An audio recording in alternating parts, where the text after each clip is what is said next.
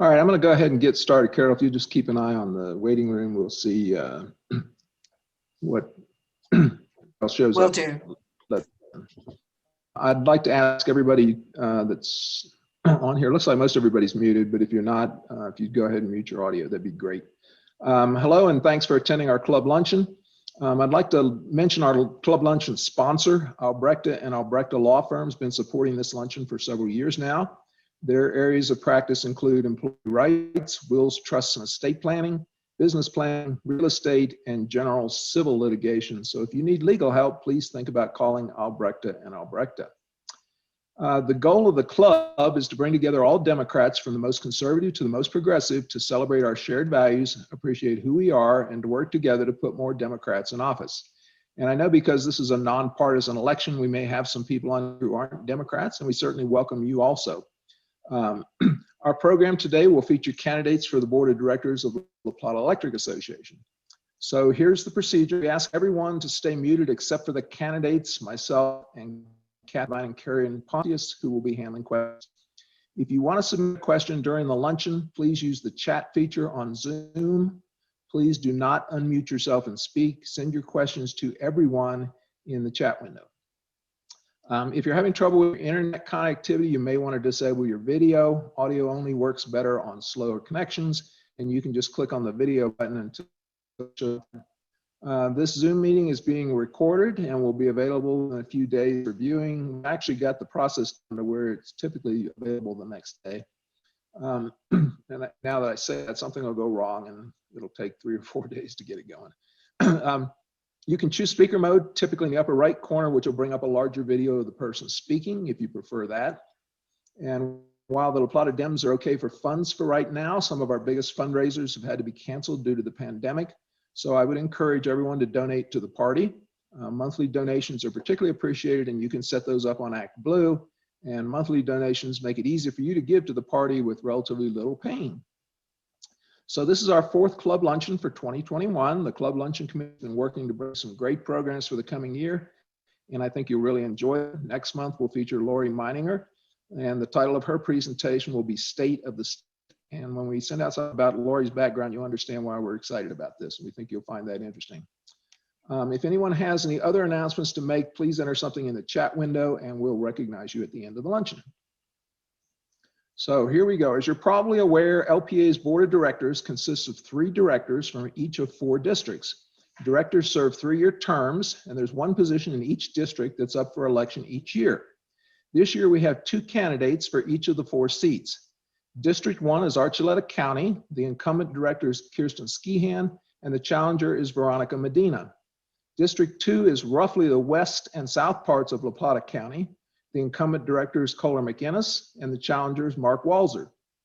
District 3 is roughly the city of Durango. The incumbent director, Britt Bassett, is not running for re-election. The 2 candidates are Ted Compton and Bill Waters. And District 4 is roughly the north and east parts of La Plata County. The incumbent director is Tim Wheeler, and the challenger is John Purser. It's worth noting that starting this year that parts of Mayfield that are north of Highway 160 have been moved to District 4, where they were previously in District 2. And there are also some changes made to the border between Districts 2 and 4 in the north.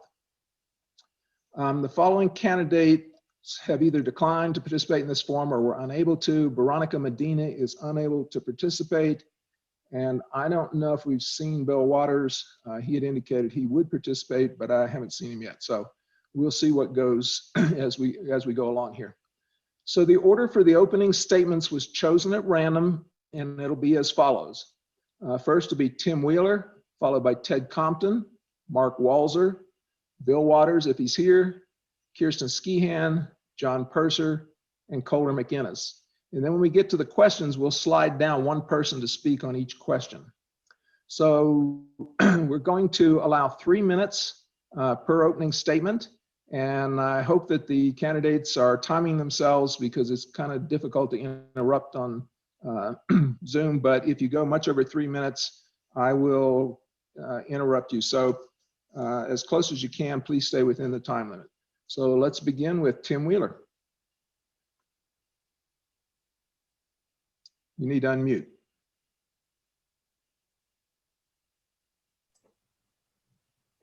a famous word here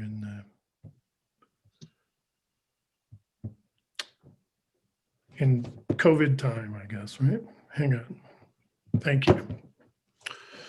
So today's electricity market is changing quickly, and our community's energy future is at stake. I'm Tim Wheeler, and as your LPEA District 4 Board Director the past 3 years, I brought a lifetime of business and leadership skills to my work as your director. Some of the accomplishments we've achieved during my first 3 years of service include adopting a strategic goal to reduce LPEA's carbon footprint by 50% from 2018 levels by 2030, while keeping members' cost of electricity lower than 70% of our Colorado cooperative peers. I was a member of the Power Supply Committee that investigated our power supply options, availability, costs, and reliability. I've been elected to LPEA's treasurer position by the board in each of the last 3 years. I led the creation of and have been the chairperson for the Finance and Audit Committee, which amongst other things established yearly financial goals for the co-op, which had never been done previously. We initiated a new budgeting process leading to greater financial transparency and results. I've been a member of the Broadband Committee seeking to define LPEA's role in broadband. I have served all 3 years as LPEA's representative to Fast Track, LPEA's broadband subsidiary. We also hired a new CEO who has positively transformed the culture and the results of LPEA. But the work isn't done. We continue to encounter significant obstacles from our electrical supplier, Tri-State Generation and Transmission. Our current contract ties us to Tri-State's expensive and dirty energy, its huge debt and contract limitations for 29 more years. We're only allowed to source 5% of our own energy, which impedes our ability to set a course that is best for LPEA members. In my time on the board, we've engaged in negotiation efforts with Tri-State to determine LPEA's best options. Tri-State has refused to cooperate and forces us to spend significant sums to litigate on behalf of LPEA member interests. Tri-State is unreasonable and uncooperative. However, LPEA's leadership in Tri-State litigation has resulted in securing a 4% rate reduction from Tri-State by 2022. The ongoing issues with Tri-State are complex and will require strong, experienced, and informed board leadership. With your vote, I will continue using my leadership skills to enlist the entire community in navigating these issues to secure community-led solutions and self-sufficiency.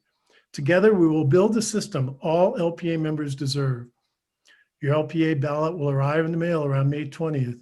Please be sure to vote, and please vote for me if you live in District 4. Thank you. Exactly 3 minutes. Let's see who else can do that.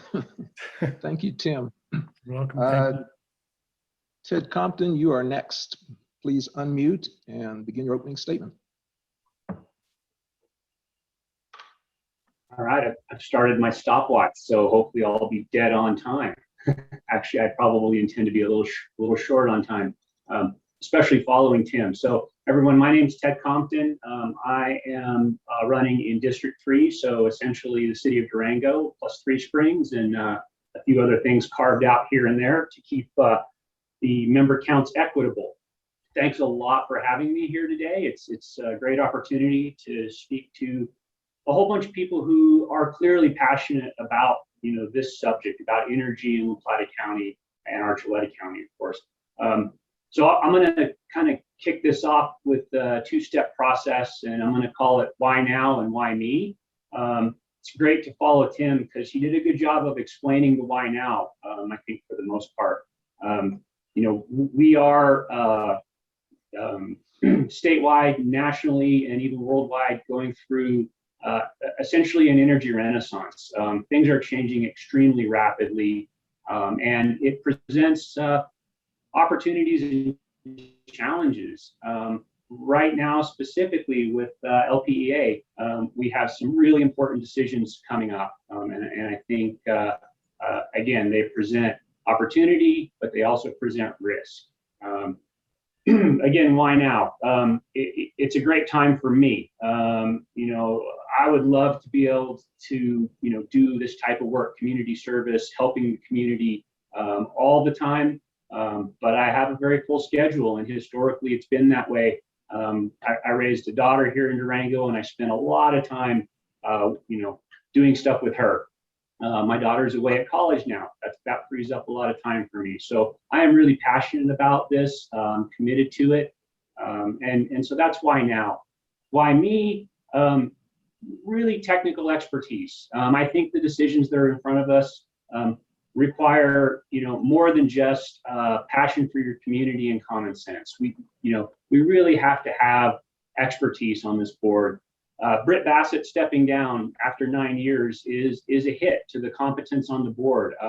I'm not sure I can completely fill Britt's shoes, but I can certainly take a great stab at it. I think even if you ask Britt the same question, he would agree. We've spent a lot of time talking about why me, and I feel confident that he's 100% behind the why me. So I have a really good technical background, 2 engineering degrees from Stanford University.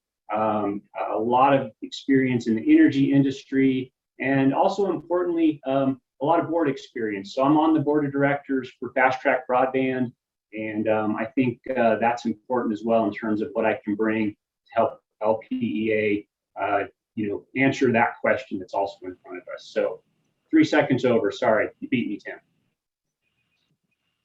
No problem. This is going quite well so far. So our third speaker will be Mark Walzer. Mark, go ahead and unmute and begin your opening statement. Good afternoon, everyone. My name is Mark Walzer. I'm a teacher here in La Plata County. I am currently working at Miller and DHS, teaching science at Miller and then helping run the high school orchestra over at DHS. I have been interested in energy and energy policy for a while. I've been fortunate to befriend some current and former members of the LPEA Board of Directors and have had many an evening conversation about where we are, where we're going, and what we can do to ensure that we continue to maintain a reliable power grid for all of our members, as well as increasing and continuing our focus on making sure that our energy is sourced from environmentally friendly sources, and when possible, created locally. I know that currently we do experience some limitations with the 5% cap due to our current long-term contract with Tri-State, and I do find that concerning because I do think that both for the reliability and the resilience of our grid and also for our local economy, that the transition towards more local energy production, particularly from energy sources that are environmentally friendly, is becoming more and more a part of the energy landscape across the United States. And here in Colorado, where we're fortunate to have copious amounts of sunshine, I really do think that this continued gradual transition towards more solar energy is going to be important for the future of our community. I am coming at this as a younger member of the community and a newer member with respect to studying up on and learning about energy policy, but I am a quick learner. I recently received a graduate degree in teacher leadership from Fort Lewis College, and really feel that I can bring some of the skills that I've acquired over the course of my degree and over the course of my time working with Durango 9R as one of the negotiators on behalf of a couple of hundred teachers who are part of Durango Education Association. So my goal is to listen and learn while simultaneously shaping the direction and the future of LPEA to really focus on clean, sustainable, energy-friendly energy production, while also making sure that we maintain cost-effective and reliable electricity here in La Plata County. I will end with that. Thank you. Thank you, Mark. Let's see. So I do not see Bill Waters in the participant list. I've looked for both Bill and William, so we're going to skip him. If he's on here at some point, let me know, but I don't think he is. So the next person will be Kirsten Skehan. Kirsten, go ahead and unmute and give your opening statement. Sure, great. Let me get my timer going. All righty. So I'm going to start with my elevator speech, and then I'm going to get into a little wonky stuff because this looks like a wonky group. So we can't do anything without electricity in this modern world. I own a business. I have electric ovens. I have refrigerators. At home, I have a refrigerator that if I lose electricity, I lose an awful lot. I just turn on the lights. I just turn the switch on and the lights come on, and I'm always in awe about that. So electricity is one of those things that we take for granted, but it's also one of those things that we really can't live without. We've known this for years, for decades, because back when the investor-owned utilities would not come to the rural areas, the co-ops got formed, and that's when we got electricity in our small rural areas, and I think that's a super important thing. I've been on the board for 3 years. I represent District 1. I see a couple of Archuleta folks out there. I thank you very much for being on this call, and I also have a couple extra yard signs, so stop by the bakery and pick up some yard signs if you can put them some places. They're still left over from last time. I got 7 of my 10 yard signs back, which I thought was pretty cool. So that was my elevator speech until I started riffing about Archuleta County. So reliable, secure, affordable, are the things that I think electricity needs to be. In order to do that, I believe we need to diversify our sources of electricity. Right now, we get it all from Tri-State. I think we need to get it from other folks also. On the board, I was elected my first 2 years to represent LPEA at Tri-State. During my 2 years on that board, Tri-State started to morph. Am I responsible for that? No. Did I have a role in that? I do believe so. I was constantly asking questions of the staff and of the board members. Well, why do you think that? Where's this coming from? What if we do this kind of thing? We got a new CEO at Tri-State, which has been very helpful. They still are a pain, and we still, to Tim's point, we have really had to push. But I think there's some polling that can happen too, and I believe that I helped do that polling when I was on the Tri-State board. I think they have changed their tune on coal. They realize that this cannot be done anymore. They just in the last year finally got rid of the property that they were kind of holding on to just in case they were going to put a coal plant in Kansas. So are they slow? Yes. Are they changeable? Yes. Does this really have 10 seconds left? Or am I looking at the wrong thing? You got 9 seconds. Okay, well, that's it. I wanted to talk a little bit more about why we raised your rates, but maybe somebody will ask that question. Thanks a lot. Bye-bye. Thank you, Kirsten. I understand that Bill Waters is having trouble getting in, so I believe that Ann Marquardt is attempting to help him at this point. And when he shows up, we'll let him go ahead and do his introduction. He's actually, excuse me, Gwen, it's Ann. He's actually in the waiting room. Someone has to let him in from there. I don't have that permission. I'm not seeing him in the waiting room. All right, Carol, do you see him? No, he is not in the waiting room. Might be on the wrong Zoom link. Make sure he has the right Zoom link in. Yeah, if you can keep working with him, man, let's see if we can get him in. For now, let's just go ahead and go. The next speaker is John Purser. John, go ahead and unmute, and you have 3 minutes for your opening statement. Well, first off, thank you for inviting me and thank you for hosting the forum. Let me start with, I've had a passion for public policy since I was in high school. Studied economics and politics, started out in politics, which primarily studies process, moved to economics, which applies to policy, and specifically environmental economics. course, then I worked at a career for 35 years that had nothing to do with public policy. So now I'm happy to be able to move into that realm.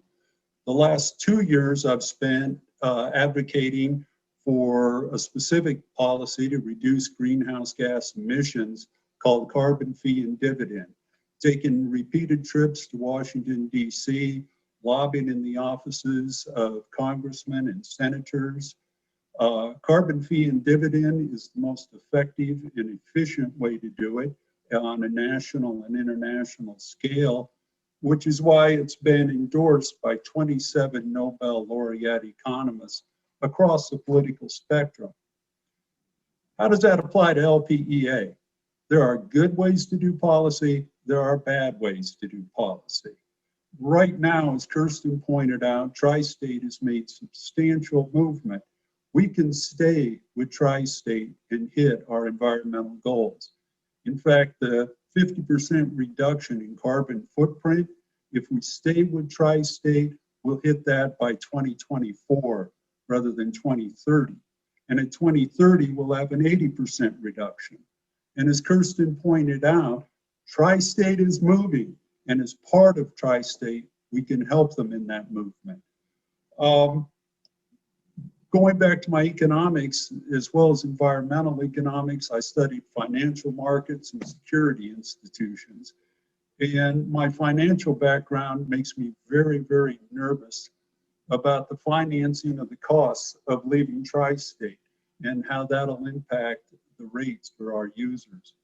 By the way, my timer went blank. So when I'm close, wave at me, Gwen. You have about 45 seconds left, John. Perfect, thank you. When I see a full buyout cost, let's say it's 100 million, that easily adds $30 a month to our members' average billing. And so I have to see the numbers. The board says they're transparent, but we have no numbers that we can look at and see the rationale for leaving Tri-State.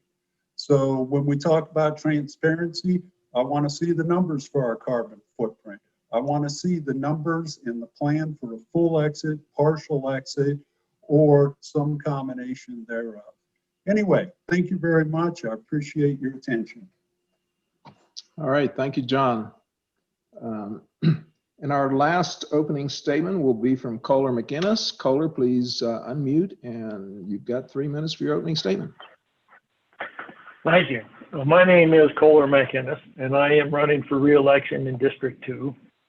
I have had the privilege of serving 2 3-year terms on LPEA's board. During that time, I've taken many of the educational classes offered for electric co-ops. I also do deep dives in the subject matters that we're going to cover during our board meetings. And I have researched and continued research of what is going on today and what could be happening tomorrow.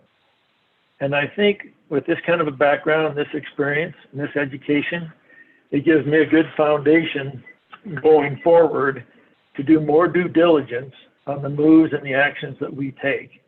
And I look forward to the challenges that we're going to have. And I do believe the LPEA is in a good position. There's opportunities and possibilities in the future, and we will see some of those come up.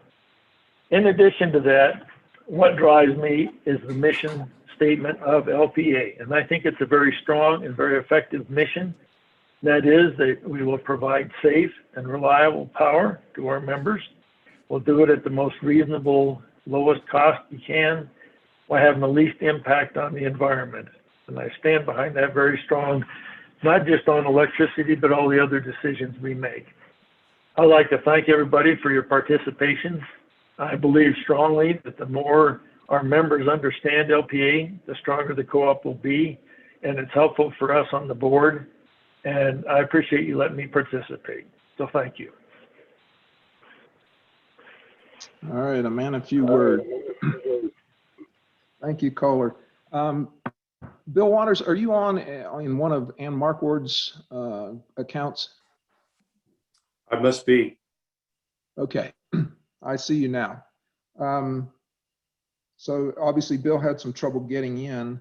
Are you ready to do your 3-minute opening statement? Yes, sir.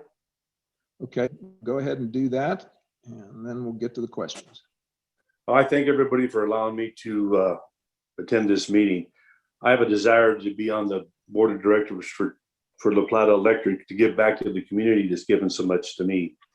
I believe all members need to have a voice and have a little bit more understanding of what goes on in the board meetings and more press releases to them.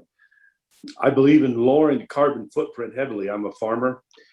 Caterpillar is now starting to involve themselves in the solar panel industry. And I've been with them for 43 years. They're doing this stuff. The company I work for has put in the solar panels on all the parking garages in the new facility in Albuquerque. And it powers the building during the day fully. So I'm interested in that. I'm also interested in hydro and solar all together. I think we have a lot to do with that. With my finance background, I've been in the finance industry with Caterpillar selling, doing multi-million-dollar deals quite often. So I believe my finance, the construction industry background I have, where they build the sites for the solar panels and other stuff, helps me quite a lot. I know a lot about return on investment, P&L statements, and return on investment. So that's what I think I can bring to the board. Thank you. Okay, thank you, Bill. So the way we're going to handle questions is people in the audience are submitting the questions, and Kathy Devine and Karen Pontius are watching those as they come in. So we will go to one of them, and they will pose one of the questions from the audience. And all of the questions will be posed to all of the candidates. And the order will change by one. So this particular time around, Ted Compton will go first, and Tim Wheeler will go last on the first question. Then we get to the next question, we'll move it down another one. And so you have 1 minute to answer the question. And so that 1 minute, if you haven't done this before, will fly by in a hurry. So just keep that in mind. Who's Karen? Kathy, are you going to do the first question? Karen going to do the first question? Karen will go first. Okay, Karen. The first two questions in the chat are about broadband. Ann is asking, are you for LPEA helping with it? Which I think you guys kind of answered that they already are. They have a subsidiary. But she's asking, what are the limitations and downsides? And then Carol added to that about broadband. What are your thoughts about LPEA expanding fiber broadband to, and she said the premises, and I wonder if she means the whole service area, because there is, that's what you're after. So it's about broadband. Okay, so expanding to the premises would mean bringing it actually to each person's house. So we're going to start with Ted. Ted, you have 1 minute to answer that question. All right, thanks. So I am passionate about broadband. I'm passionate about the economic impact that broadband has to communities. I think it's something that that our local community absolutely needs. It's a game changer. So 7 years ago, I got on the Fast Track Board of Directors for specifically that reason. It is correct that LPEA has their pinky toe in the broadband waters. I think there's a lot of opportunity to change that. There are some great synergies between Fast Track or any broadband provider and LPEA as a utility provider, but it's very expensive, and so we really have to look deeply into how that relationship works. And I'm in a good position to do that, having spent 7 years already on the Fast Track board. Thank you.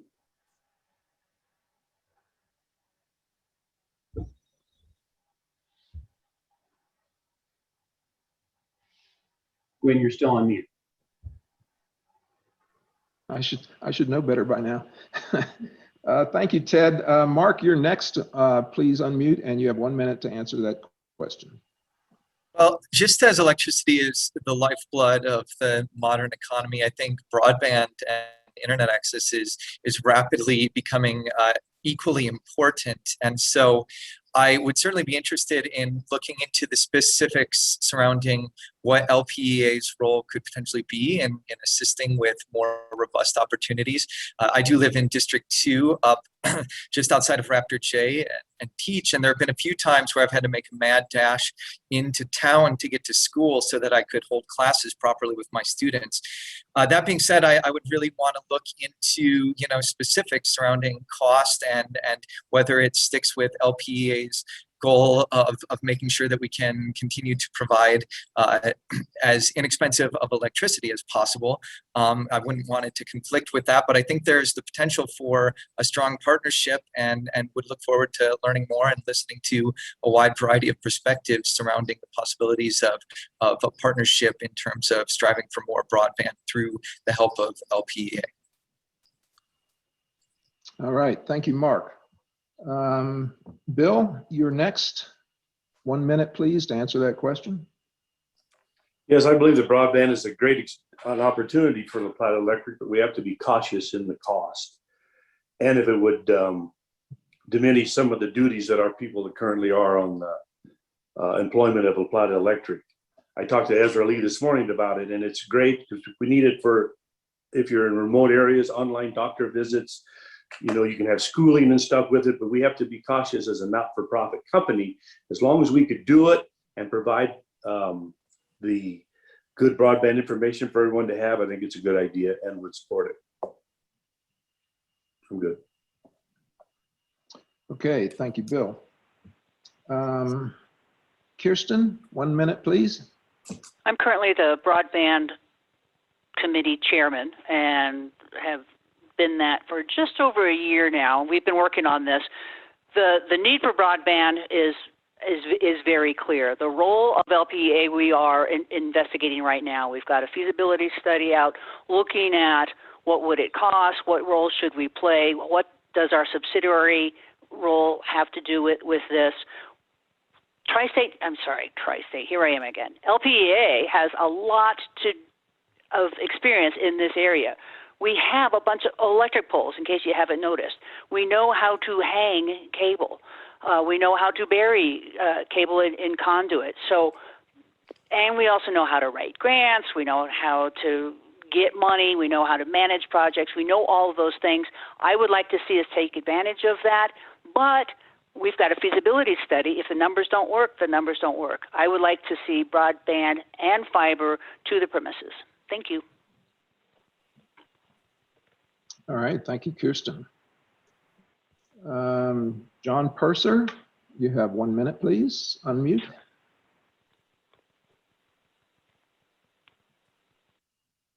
I live 2.5 miles out of town.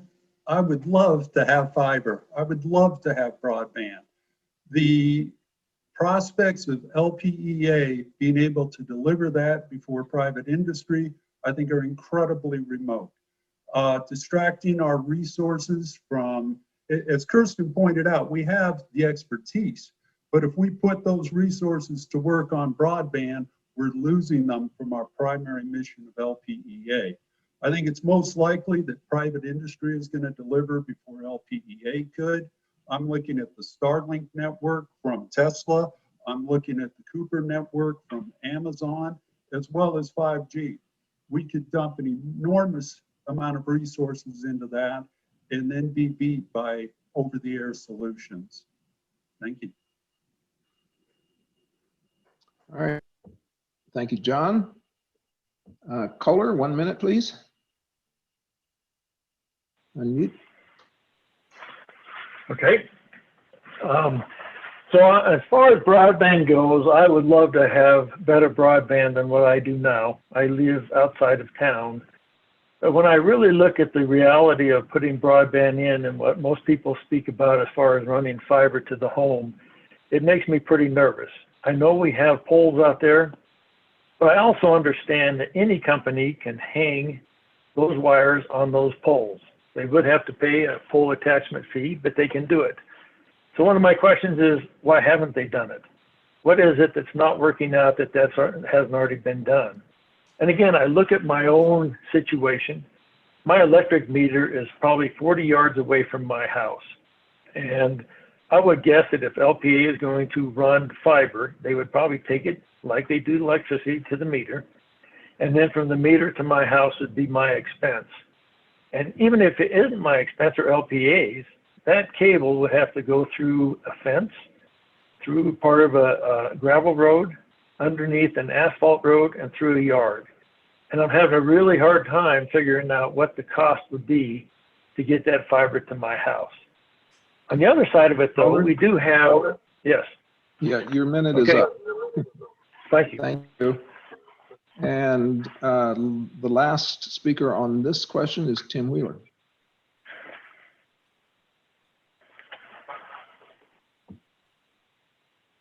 Sorry. Thank you. After I unmute there. This is an economic development question. And it, you know, if we said it has to be considered as against private industry, it will not happen. That's why we have an electric co-op that provided electricity to rural customers. That is what happened in the 1930s, and is the genesis of Plata Electric. Fiber to the home is a similar question. Are we in a position to be able to provide something that no one else will provide as a nonprofit? And I think that's a possibility. I do believe that we should not have our electric customers subsidize our broadband customers. And so that is a key consideration in all of this, and an issue that should be and can be solved. And there are grants out there for this type of thing. There's more to say, but I'll stop there. All right, thank you, Tim. Kathy, you going to do the next question? Okay. The next big issue is our relationship with Tri-State. So I'd like to pose to everybody, where do you stand on the contract with Tri-State, and should we be pushing for a buyout, either partial or full? And what are your thoughts on that issue?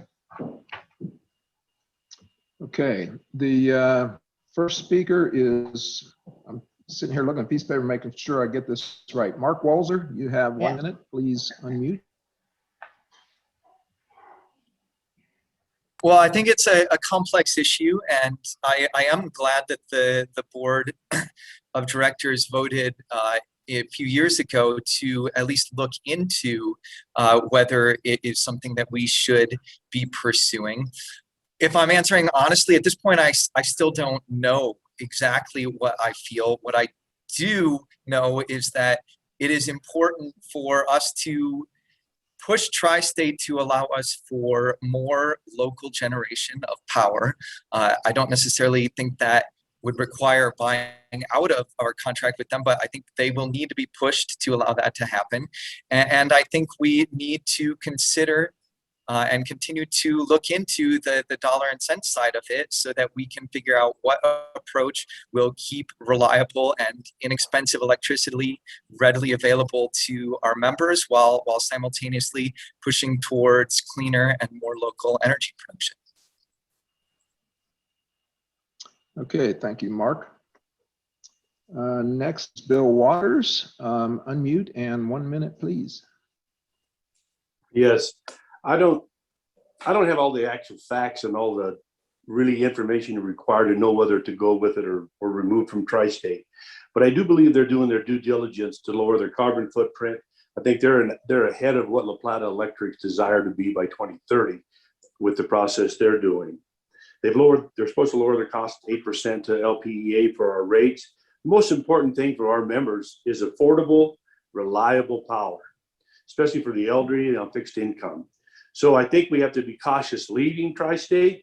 If they come to the table and do what they say and cut the carbon footprint, lower the emissions, use more renewable, and would allow us to go maybe to the 10% or higher of what we can supply for power, open that gap just a little bit, I think it would be satisfactory in my eyes.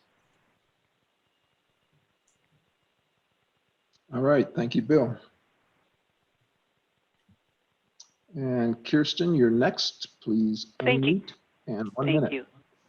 If I had to choose today between leaving Tri-State and staying 100% with Tri-State, I would choose, based upon the numbers that I've seen, to leave Tri-State. Fortunately, there are other options available to us. there is a partial requirement. We could, depending upon how things work out, buy out 50% of our contract from Tri-State. That allows us to diversify our sources of power. I'm sorry, my screen just blanked. Can you guys hear me? Okay, Yeah, thank we you very can much. hear you and see you. That was scary. I get 5 seconds back there. So the relationship with Tri-State, I talked before. It's a push and pull. We need to push, and that's what we've been doing with our lawyers, and we need to pull, and that's what Kohler this year has been doing, and what I was doing the last 2 years with Tri-State. I think there is a solution there. If nothing else, we own a transmission company, and that's Tri-State. I think in 10 years they're not going to be generating any electricity. It's all going to be on stuff they purchase and resell, and then we'll have a transmission company. Thank you very much. All right, thank you, Kirsten. John Purser, you're next. Please unmute and 1 minute to answer the question. I would love to see the numbers that say it makes financial sense to leave Tri-State. If they're hitting, that's the most important thing. What are the numbers? Does it financially pay off? And also, in terms of local generation, my light bulb burns no brighter, whether it's local or remote generation. I want to see it done with low carbon footprint as efficiently as possible. And the last thing is, before we leave Tri-State, I would insist that we have a full membership vote. All right, thank you, John. Kohler, please, you're already unmuted. 1 minute, please. Okay, so one of the things I really agree with is the push and the pull. And I feel very strongly that the push that LPEA has done towards Tri-State has actually been very positive for LPEA as well as the other members of Tri-State. I don't think they would have moved the way they have if it weren't for that push. That being said, as far as buying out fully or partially or doing nothing is part of our three-pronged strategy. And I can't really answer that yet because I don't know all the details. What the true cost would be to get out, or true cost to be a partial. And also, I think it's up in the air as well as what our replacement will be. One of my concerns is not adding more renewables, but doing away with our base load generation without replacing it with something that is equal to it. And I'm very concerned about the base load going forward, both with Tri-State and also with an alternative power source that we might be using. That's my minute. Thank you very much, Kohler. So we're back to the top here. Tim Wheeler, please unmute, and you have 1 minute to answer. Right. I think, like Kirsten said, if I had to make a choice today, I would definitely choose to leave Tri-State. But there are potentially opportunities in between a full exit and where we are now, which is basically regulated by Tri-State. It is not our fault that we do not have the numbers to make that determination. Tri-State has refused time and again. We got close to finding a number of what it would cost to exit through the PUC, and Tri-State, through their litigation, pulled a fast one and moved it to FERC. We still do not have those numbers.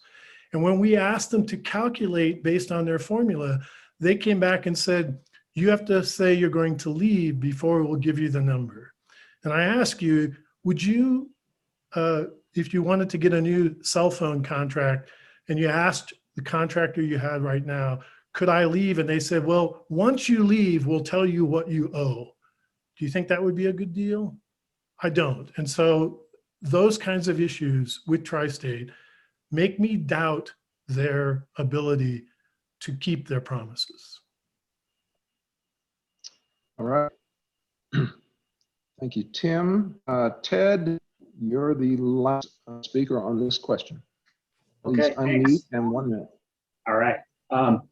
So I have to start by congratulating the current board. I think we are in a good position. We're working hard to get in a better position. And what I really want to say is that if if we kept our head in the sand and didn't push hard, we wouldn't be where we are right now.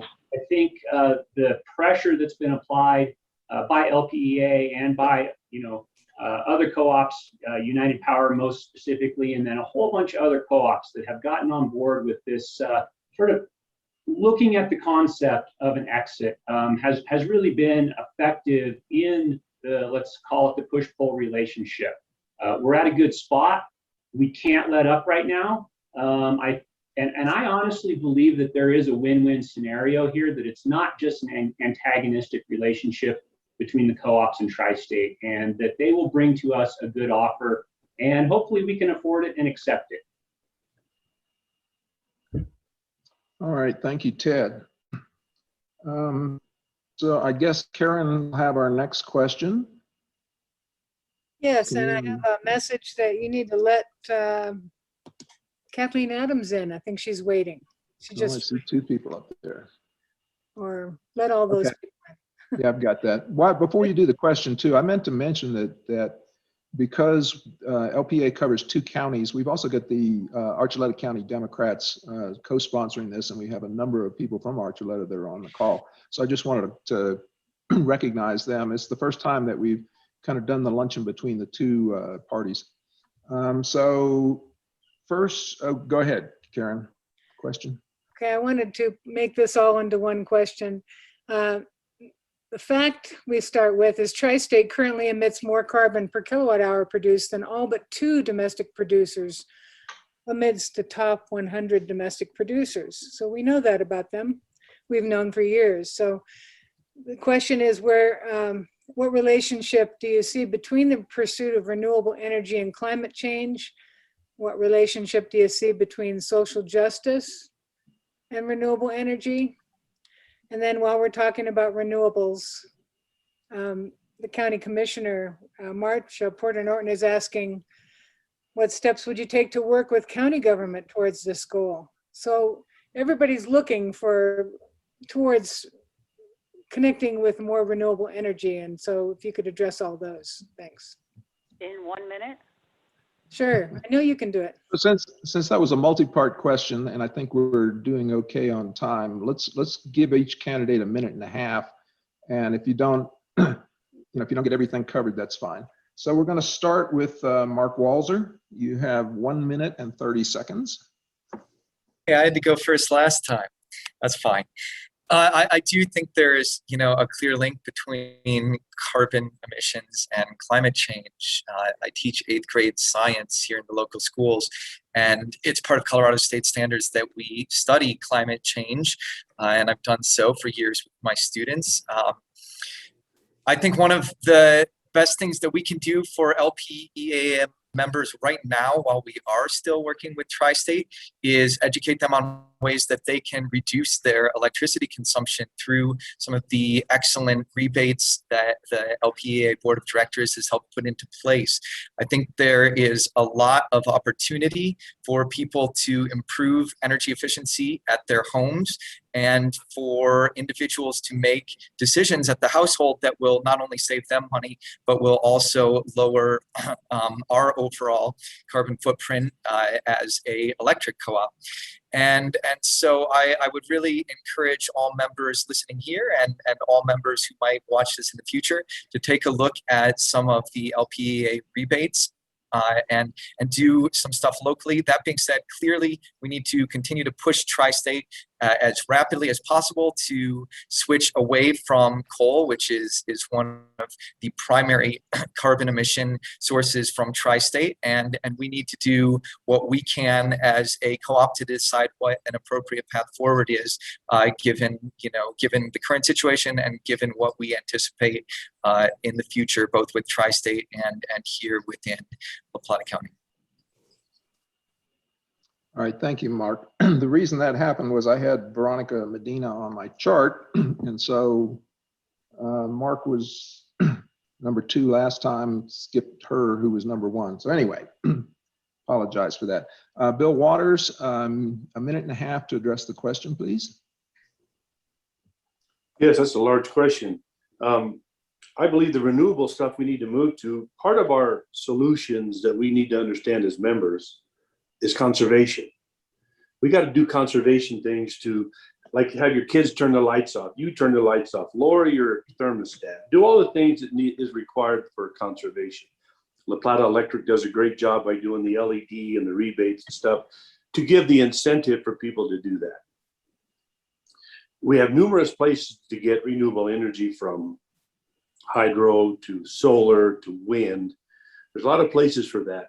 And I do believe as we move towards the lowering the carbon footprint, we've got to be cautious that we don't hurt our sustainability of our power. We don't want another Texas where we weren't prepared because we went one way and we weren't prepared. I think it's kind of like we got to take slow, smooth steps to get this done.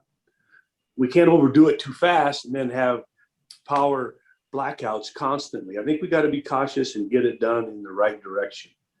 I hope Tri-State and them look farther for more renewable resources for them to have, and they're putting in more place and more solar array and all the stuff they are doing as well. I've got a customer putting in a power line deal all the way from Lyman to Meeker, where they're shutting down the coal plant and bringing in the renewable energy from the Lyman area. So those are the things that I think. Thanks. All right, thank you, Bill. Kirsten, minute and a half, please unmute. Yes, sir. Thank you. So I definitely believe that digging stuff out of the ground and burning it is accelerating climate change. Question number one. Question number two, social justice and renewable energy.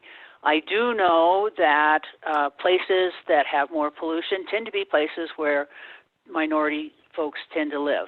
So those are the facts. Don't know. I don't understand why, but I know that that's the fact.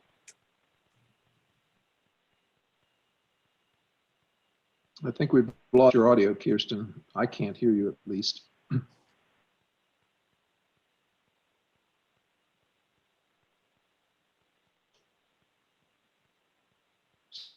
Still not hearing. Can anybody else hear her?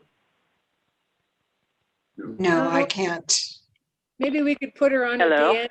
We get How her. about this? Okay. Can you hear me now? Yes. Yeah, now we Okay. can hear.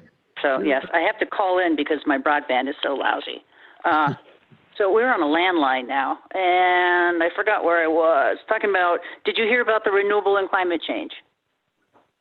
Yeah, you just cut out about 5 seconds before I. Okay, so social justice is an issue.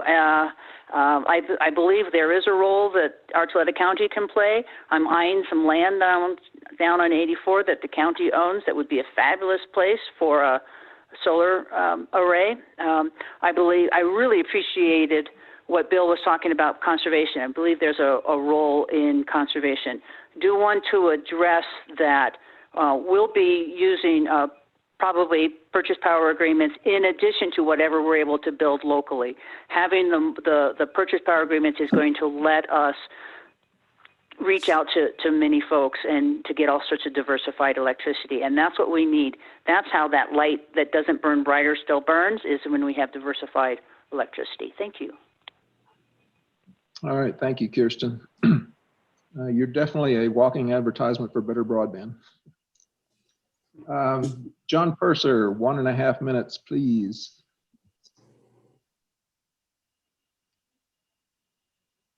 Real quick, yes, absolutely. The science is clearly established. The first estimates of global warming based on carbon emissions was done in 1896. There is no question. I don't even argue with people about the science. But the next thing I would say is we need to make that real for our members. And I think our carbon footprint, or individual members' carbon footprint, should be printed on their bill every month. We should have metrics showing where we are. We've set goals, but we have no metrics to show us attaining those goals. What was the 2018 carbon footprint of LPEA? I can't find that number. So we set a goal, we have to have metrics, and we have to give the numbers to individual members. In terms of social justice, Kirsten's absolutely right. Communities of color, which tend to be poor, tend to be located in environmentally toxic areas. What we can do about that is The greatest driver for economic benefit is dependable and affordable electricity. Let's replace the coal plants with the solar farms.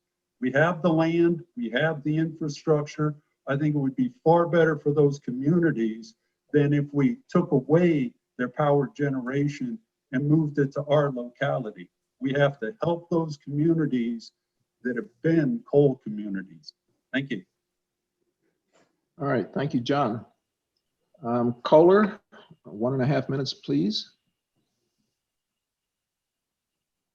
So I believe firmly that the renewables have proved themselves to be very helpful, both from a climate perspective and also from a cost perspective. I've heard a lot of negative things towards Tri-State on this, but the reality of it is Tri-State is putting in a tremendous amount of renewables. They're getting, last month we had 32% of power we got from them was from non-carbon generation.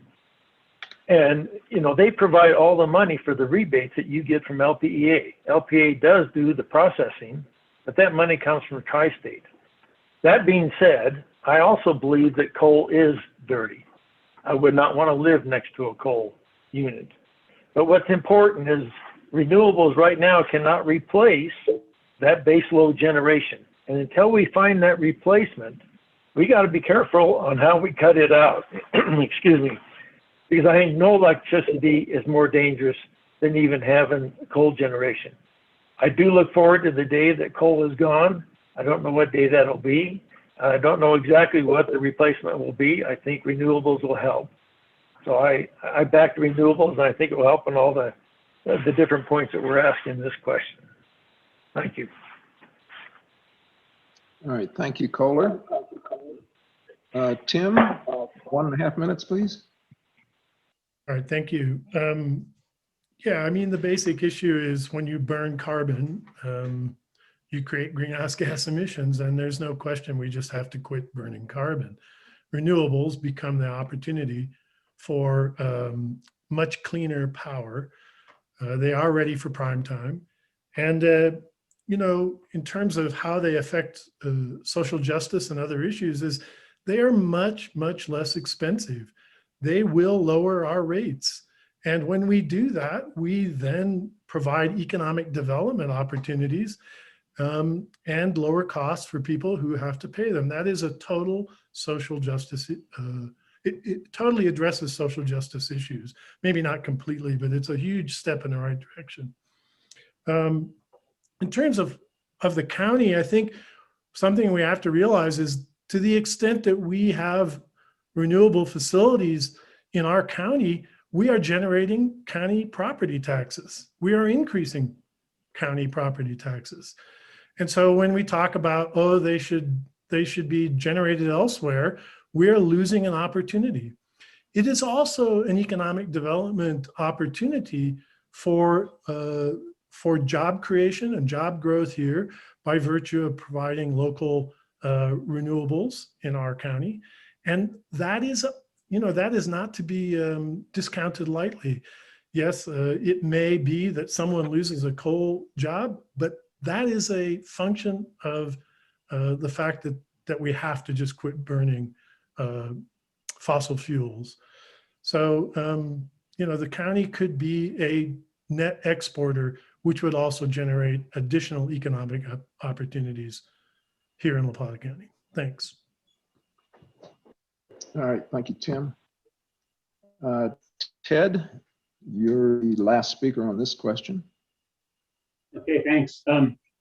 Yeah, big question, hard to answer briefly, but I do kind of want to point out, you know, that, yeah, absolutely, you know, going to renewables becomes cleaner. I believe it gives us an opportunity to bring, as Tim said, local economic development. That's great. Both of those things, I think, are pieces of solutions for social justice. But I also think we need to keep a, you know, a global mindset. A lot of the things that we're pursuing super aggressively for cost reduction in renewables have an impact beyond, certainly beyond La Plata County and even really beyond the United States, and have to keep an eye on that.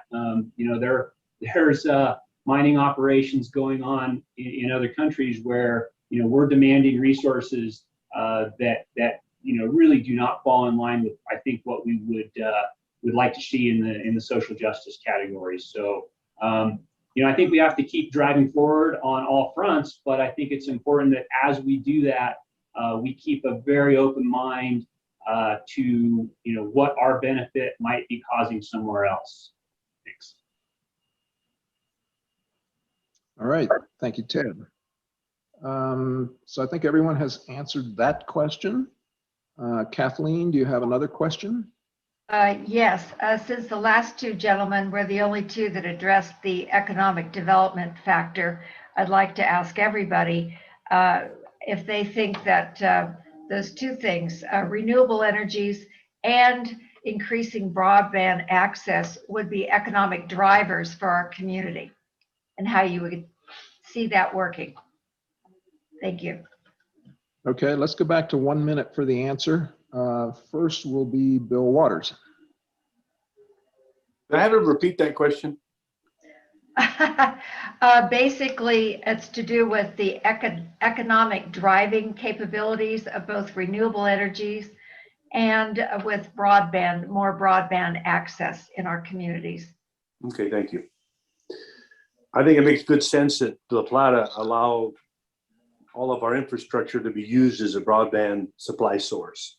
As I've said before, though, I think we got to be cautious. We can't limit ourselves or take away from our need to provide power to the local community. The other things that we try to do with the renewable energy, we can make sources of income for many people in the area by having the solar farms, and if we have wind generation stuff, construction companies can build the pads and all the stuff for those. I think there's great opportunity for us to have an outsource for people to make a good profit, provide power, and meet the renewable we need by doing it here locally and given an income base for all that can be involved from high income to low income. Thanks. Okay, thank you, Bill. Kirsten, you're next. Yes, sir. Thank you. So economic development, local solar gardens, local solar projects will provide some economic development. Certainly there's the tax consequences. There's the building that we get to hire folks to build those. On an ongoing basis, you don't need as many people to run a solar farm as you do a coal plant. So there's not as many jobs specifically ongoing. Where all the jobs are is in making all of this work together.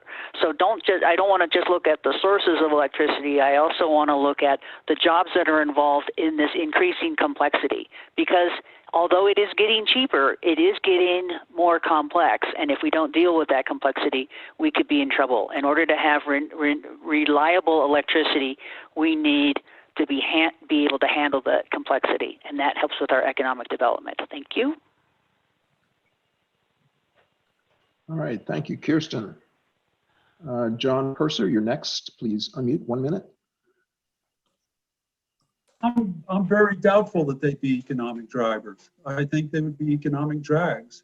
When you look at the construction of the solar farms, as Kirsten just pointed out, that's temporary. And anybody who's involved in construction right now is employed.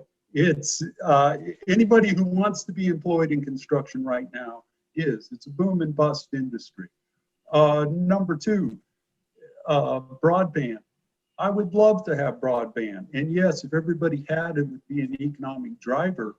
But the costs associated with delivering broadband to everybody could bankrupt us in the meantime. So I think in the long term, no, the best economic driver is dependable, affordable electricity. All right, thank you, John. Caller, you're next. Please unmute 1 minute. Thank you. So as far as the economic pluses for the renewables, I do believe it does help us with our tax base. I also think that there's a lot of farmers and ranchers that have property that benefit from these facilities being on it. I do think there's an illusion, though, that people think it employs a lot of people on the actual facility, which it does not. And that's one of the reasons why we get cheaper products out of that than we do with the big generation units that require a lot of manpower. So I do think there is a benefit there, although it's not real large. And as far as broadband, I agree with John. I think that broadband is a must. Without it, we couldn't do a lot of economic growth and have the stability that we're looking for. But I'm very leery about LPEA being the ones that do it. But I do think we need broadband. I think it's important to have for our economic base. Thank you. All right, thank you, Kohler. Tim, you're next. Unmute 1 minute, please.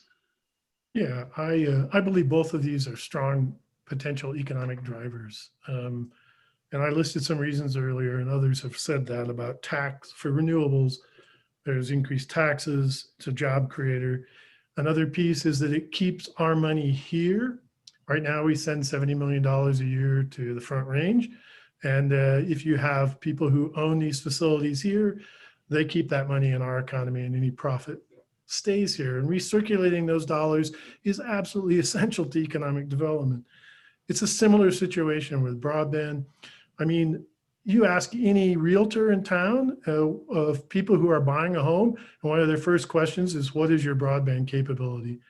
You take something like a Mercury Payment Systems and you say, would they have really located here with poor broadband? I don't think so.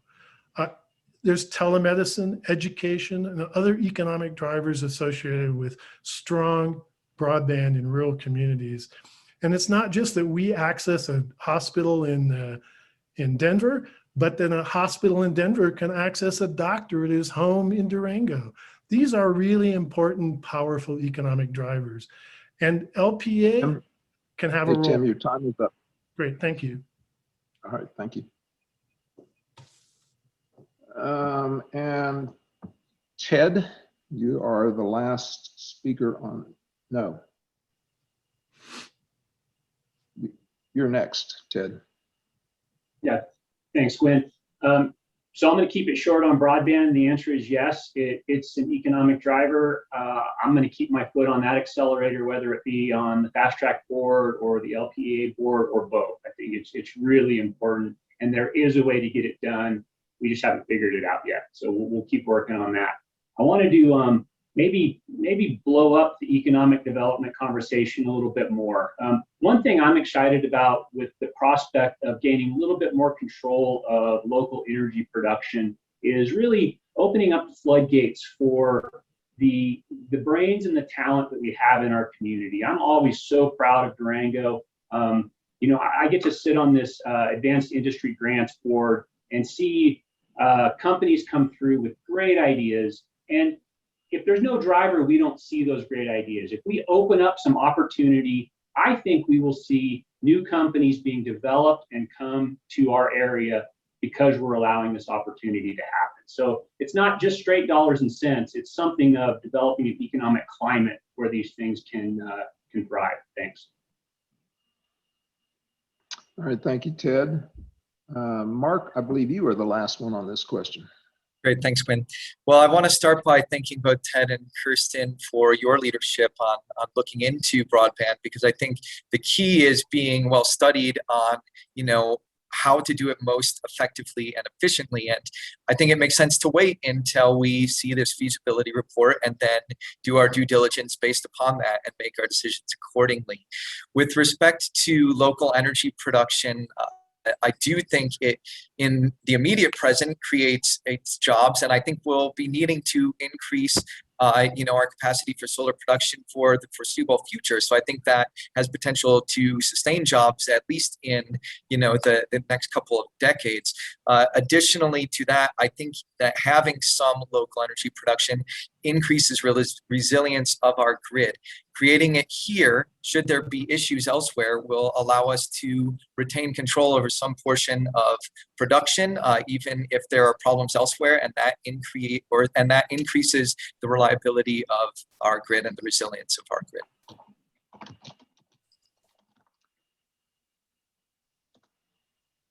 Okay, I'm trying to do three things at once here and apologize. So Karen, do you have another question? Hopefully a one-part question. I want to touch all the bases. We have a bunch of questions here I think have been answered, so we're not going to ask what is your opinion of what should be done about the tri-state contract, because you guys all answered that, right, Gwen? Yep. Yep. And then why are you running? Everybody did a great job of answering that. Do you support LPA's strategic goal? I think you guys all talked about the goals that what Tri-State has and what LPA's strategic goals about reducing footprint. So I'm going to ask, what do you think is most important in making sure that LPA can retain highly trained and qualified employees? That sounds like a good question. Kirsten, you want to start with that one?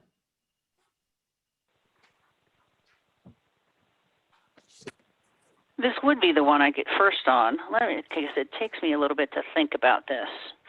The most important thing to retain employees, well, one is challenging work. I think being able to feel good about what you produce is the most important thing for keeping employees. That certainly has been my case in my careers.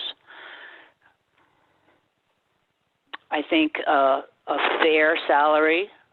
I think a workplace that people respect you and that you respect others is very important to retaining folks.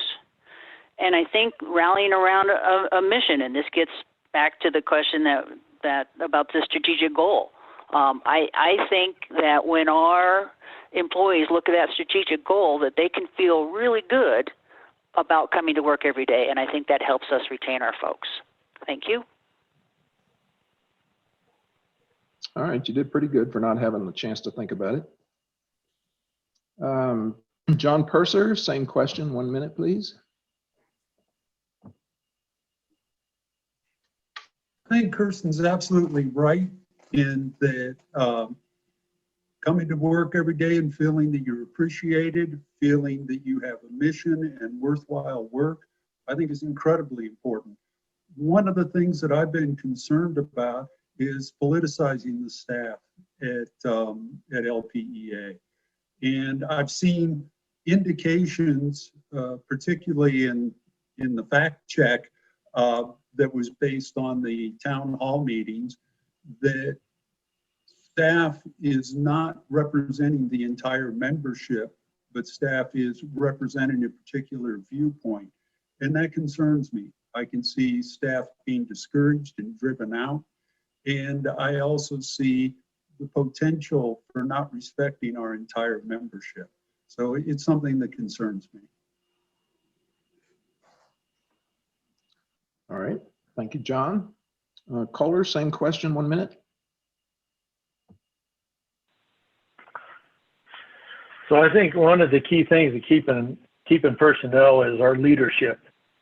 And I think this has been proven in the last couple of years. If you look at the vision statement of LPA, that vision statement was produced by a group of employees. And that was done by leadership giving them the reins and let them kind of show their abilities to do it. And I thought it was an incredible vision statement. I also think, in addition to that, we as a board have to provide the proper tools or materials or funds so that they can do their job and do it in a professional way. And I also believe that the attitude of the board has an effect on the employees as well. So sometimes I know that the board will get off track and the employees, it bothers them quite a bit. So it's a combination of things. I think the number one thing would be leadership as far as I'm concerned. Thank you. All right, thank you, Kohler. Tim, you're next, 1 minute, please.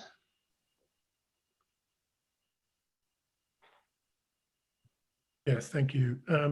Yeah, I think key is leadership and the culture of the organization. Having been a small business owner and worked in large corporations as well, I think the fundamentals are, embodied in those two aspects. If you have strong, good leadership, transparency, open communications, and a culture that demands excellence and performance and accountability, then you have people who are motivated and want to stay and continue to be productive. So, thank you. All right, thank you, Tim. Ed, 1 minute, please. Thanks. So this is important. As a manager in a fairly big company, I get training on this retention of employees. I'll say we have a great advantage to start with because we live in a great place. A lot of people really like living here. The other thing is feeling like you're needed and respected. And I'm going to take an opportunity right now to sort of put in a rock the vote plug. You know what makes the employees at Plata Electric feel really good? Massive voter turnout, knowing that people actually care about these issues that they're working on every day. So, you know, maybe everyone here on the phone, on the Zoom right now, you know, just take it as a little bit of a call to go out there and make sure we get more votes than we've gotten in the past. You know, there's no reason we can't. It's a great environment right now to get people to vote. People are impassioned. So just talk to your friends and make sure that they show their passion by voting in this election. All right, thank you, Ted. I certainly would agree with that. It would be great if we got more than a 25% turnout from the members. So Mark, 1 minute, please. Well, this is near and dear to my heart. So for 3 years, I sat on the Durango 9R negotiations team on behalf of a couple hundred teachers in Durango, and we're struggling with the same thing, how to retain and attract talent. I firmly believe that it starts with communication, and I would strongly encourage that the board, if they're not doing so already, continue to reach out to the employees in collaboration with leadership and the CEO, because getting ideas from the employees of LPEA is going to be the best way that we ensure that we're pursuing things that we'll want to keep them working for LPEA. And keeping talent working for LPEA is going to be the best way to serve our members, which ultimately is the goal of the board of directors, is to serve each and every one of the members who is relying upon LPEA for electricity production. So this is an area I feel I could help lead on and really encourage the board to take it seriously going forward. All right, thank you, Mark. Bill, 1 minute, please. Okay, thank you. The very most important thing that I see, number one, is safety. We want the employees to go home at night after work. Safety is the utmost thing that all companies should look at first of all their employees. The economic feasibility also, if they could live there, here is a retention deal. You got to have a positive workplace. Your workplace is kind of gotta be a neutral deal. You don't need bias and all that stuff. It needs to just be a neutral. The other thing that's great is training, so people can have continued advancement in the company, an opportunity to advance and move up in the company. I also believe the La Plata board needs to be transparent with all the employees and not be afraid to go say hi, shake their hand, and have a meet and greet time. Also, they want to be involved in the community. All these people that work there would like to be involved in the community, do things, participate at the 4-H events, community events. And the other thing is good communication from the executives to the lower staff. That's also very, very important. And I'll say one last thing, because the truth never is wrong, but sometimes it hurts. That's the way it is. Thank you. All right, thank you, Bill. I'm going to go off script here, and I'm going to give each person 1 minute to say whatever the heck you want to say about why you should be elected to the board or what you think is important or whatever it is that you want to say. And we'll continue on down the list. So we'll start with John, and 1 minute, please.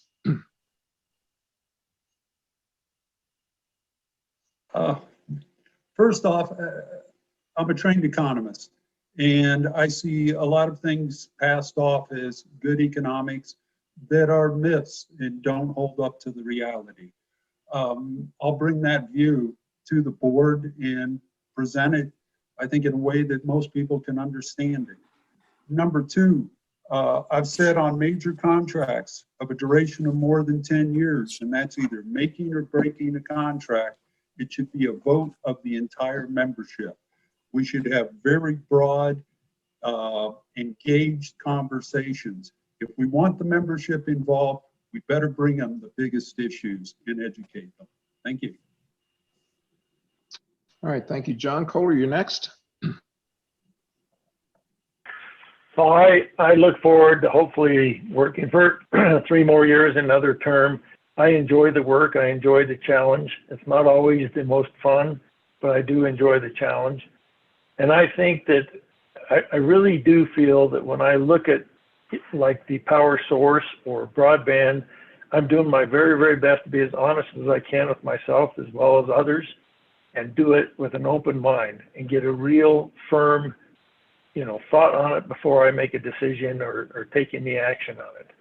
And I appreciate working with the employees that are there. I hope that, we get to see them again soon, because it's been a pretty tough year.